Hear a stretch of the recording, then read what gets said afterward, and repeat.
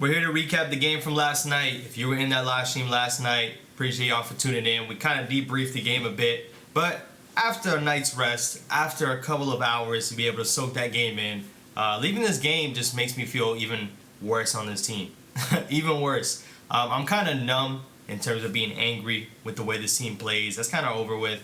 As you know, we're currently sitting at 2-6 halfway through the season. We got 9 more games on the schedule, and once again, man, for the people that want a quarterback, I definitely think we're going to be trending in that trending in that direction overall.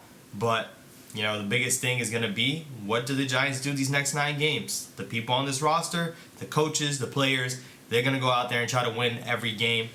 Hasn't worked up until this point.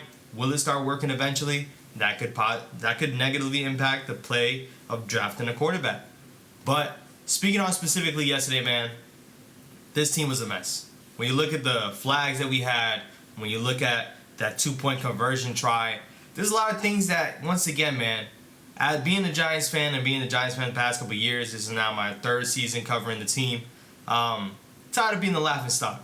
Tired of being the laughingstock of the NFL. That 2-point conversion try, pretty humiliating. You got 4 offensive linemen out there, and not a single one blocks one dude that ends up going through and messing the whole play up. Busted the play completely. Now, Dayball went on the presser and said that was one of the most practiced plays probably this year that they had. Couldn't tell. I could not tell. We look like a mess out there. Speaking on the offense still has a lot of problems.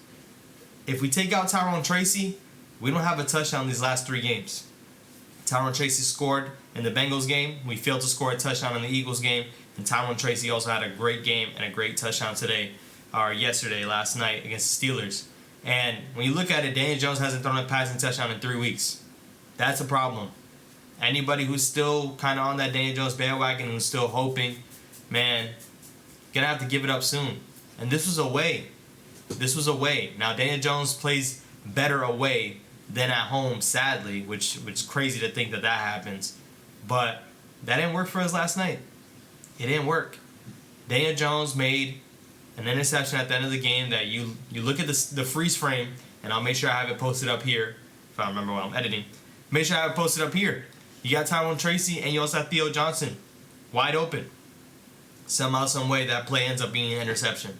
Pressure in his face, I understand it all. You can't throw an interception in that moment. And that's what happened. Speaking beyond Daniel Jones, Malik Neighbors, I'm not happy with the performance. With this being a week after Malik Neighbors told the media, go look at the tape, I'm open. Go look at the tape. You can't come out here after that and start dropping balls the way he has today. Or last night. You can't do that. Now, drops is going to have to start being a conversation for Malik Neighbors. When you think about the drop that he had against Washington, the drop that he had against Dallas, and now 2 drops yesterday in the 4th quarter. Like, this is the second half, a very important drive that you could have on each of those plays. Malik Neighbors had an over the shoulder on the sideline, and yes, it would have been a crazy catch to make that, but that's a catch that he should make. Didn't make it. And even looking at that slant, trying to catch it with his body, that's not his game. I don't know what it is. Hopefully he's not hanging around Darius Slayton too much. We know Slayton had a thing of drops. Shout out to Slayton yesterday, man, 100 yards. But hopefully Neighbors doesn't continue to have that to be a trend for him, man. He really can't do that. 7 receptions for 70 yards is not a bad game for a receiver. But when we know those yards left on the table, can't have that. Can't have that. Darius Slayton had a great game yesterday. Tyrone Tracy should be RB1. I don't think there's any reason to think that Singletary is going to outproduce what Tyrone Tracy is able to do. He's a patient runner. He hits the hole hard. And he just runs with a physicality that I love to see versus what Singletary does. I think Singletary is definitely solid, but Tyrone Tracy as a runner, I want him with the ball in his hands. I really do. And now this is coming after giving Singletary a contract. So, Singletary is not going anywhere, and I don't think anyone's going to trade for him. He's going to have to find a way to be a RB2, a 3rd down back. Tyrone Tracy right now is definitely the bell cow back, man. We need to give him a lot of carries.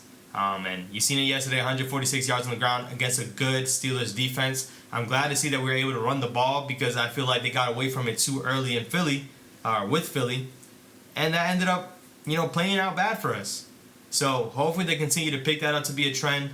as this season looms on and we don't win too many games, you got to take what you can from it. And you love to see what you're seeing out of Tyrone Tracy. You still got the other young guys that are contributing, guys like Theo Johnson. Obviously, Malik Neighbors is always going to be contributing. Drew Phillips, hey, he kind of got worked yesterday. Let's be honest. He's been good all season. He kind of got worked yesterday, gave up a touchdown. And overall, man, the defense kind of did their job for the most part. One touchdown was on a punt return that, hey, I don't want to be that guy because you're not 2-6 by this happening every game. But the refs were definitely on something yesterday. I said in the live stream yesterday, I don't believe illegal shifts and illegal man downfields are good for the game. They need to find something to fix that because 11 penalties altogether is bad. 7 of them being on the offense, I believe, is terrible. That's bad. You don't love to see that. And especially considering there was a couple missed calls when you looked at that on that punt return for a touchdown. It should have been running into the kicker. And also when you think about Joey Porter Jr., definitely pass interference on Malik Neighbors. That doesn't get called. The refs were definitely on one yesterday. But when you're 2-6, man, how many times are you going to talk about the refs? How many times? We're not here to do that, man. So, yeah, the Giants lost in bad fashion. It was only a one possession game at the end of the game, and we don't get it done. And that's kind of been the tale of Daniel Jones' story, man. Now he only still has one primetime win. I believe he's 1-16 at this point, which is crazy stat. And we flipped right back onto it into a divisional game on Sunday against the Commanders, man. Everyone that's watching this video and everyone that was in that chat yesterday, I'll let y'all know we are going live on Rio Robinson's channel tomorrow. I need you guys to show up. Let's go represent Big Blue. And don't leave me out there, man, because the Commanders are lit right now. Commanders got a lot of good things going on. The Giants normally beat the Commanders, but with their new addition in Jaden Daniels, man, it might be a changing of tides. And I hate to see that. I hate to say it. Because when is it going to be our turn? Who knows, man? We'll see. Make sure you pull up tomorrow on Rio Robinson's channel, man, for that live stream at 7:30 p.m. I will catch you guys on the next one. Stay tuned for the video tomorrow, man. Peace.